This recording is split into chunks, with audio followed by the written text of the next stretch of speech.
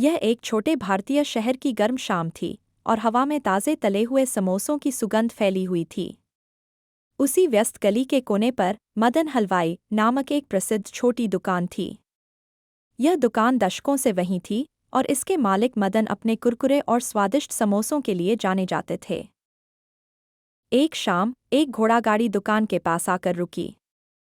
एक अच्छे कपड़े पहने 30 वर्षीय व्यक्ति सौरभ गाड़ी से झांककर गहरी सांस लेते हुए बोला, आह, यह खुशबू बिल्कुल मेरे बचपन जैसी। उसकी पत्नी आभा हंसते हुए बोली, सौरभ, खुद को संभालो। हम यहाँ सिर्फ समोसे खाने नहीं, परिवार से मिलने आए हैं। आभा की छेड़छाड़ को नज़रअंदाज करते हुए सौरभ उत्साह से मदन की दुकान में चला गया। मदन काका, क्या आप मुझे पहचानते हैं? उसने उत्साहित होकर पूछा। मदन कुछ पल तक उसे देखते रहे, फिर मुस्कुराते हुए बोले, सौरभ बेटा, मैं तुम्हें कैसे भूल सकता हूँ? तुम तो बचपन में समोसे चुराकर भाग जाते थे। छोटी सी दुकान में हंसी गूंज उठी।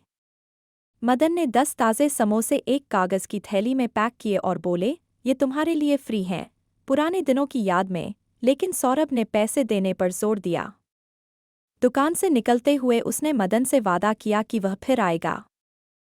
घर पर उनका 5 वर्षीय बेटा बंटी खुशी से उछल पड़ा।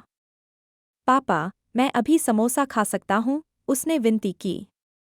आभा मुस्कुराते हुए बोली, पहले हाथ धो लो। घर की गर्माहट में समोसों की खुशबू और हंसी जाग घुल गए। बंटी से रुका नहीं गया। वह एक समोसा लेकर छत पर भाग गया, एक हाथ में समोसा और दूसरे में अपनी रंग बिरंगी पतंग।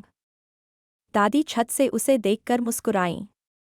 नीचे परिवार चाय के साथ समोसे का आनंद ले रहा था। सौरभ के पिता ने संतोष से कहा, मदन के समोसे का स्वाद अब भी वैसा ही है। कुछ चीज़ें कभी नहीं बदलती, लेकिन कुछ चीज़ें बदल जाती हैं। रात के देर से घंटी बजी। सौरभ ने दरवाज़ा खोला तो सामने मदन खड़े थे, चिंतित लग रहे थे। बेटा, मुझे तुम्हारी मदद चाहिए।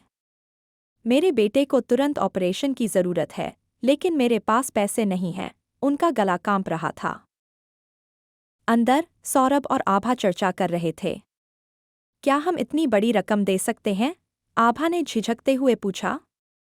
सौरभ गंभीरता से बोला, मदन काका हमारे परिवार जैसे हैं। हम उनकी मदद कैसे न करें? अगली सुबह अस्पताल में सौरभ ने मदन को पैसे सौंपे, लेकिन मदन ने सिर हिलाया, उनकी आंखों में आंसू थे। अब बहुत देर हो चुकी है। मेरा बेटा सुबह ही चला गया। मैं तो बस तुम्हारा धन्यवाद कहने आया था। एक गहरी चुप्पी छा गई। सौरभ ने मदन को गले लगाया, लेकिन किस्मत के आगे वह असहाय महसूस कर रहा था। कुछ महीनों बाद सौरभ फिर गांव लौटा। उत्साह से वह मदन से मिलने दुकान पर पहुंचा, पर वहां किसी और को देखकर चौंक गया। मदन काका कहाँ हैं? उसने व्यग्रता से पूछा। युवक ने गहरी सांस लेते हुए कहा, वो अब नहीं रहे। बेटे की मौत के बाद वे कभी उबर नहीं पाए। दुख ने उन्हें तोड़ दिया। सौरभ स्तब्ध रह गया। उसने एक प्लेट समोसे खरीदे और घर ले आया। खाने की मेज पर बैठकर उसने एक निवाला लिया, लेकिन कुछ अधूरा सा लगा। समोसों में पहले जैसा स्वाद नहीं था। मदन की ममता के बिना समोसों ने अपना जादू खो दिया था।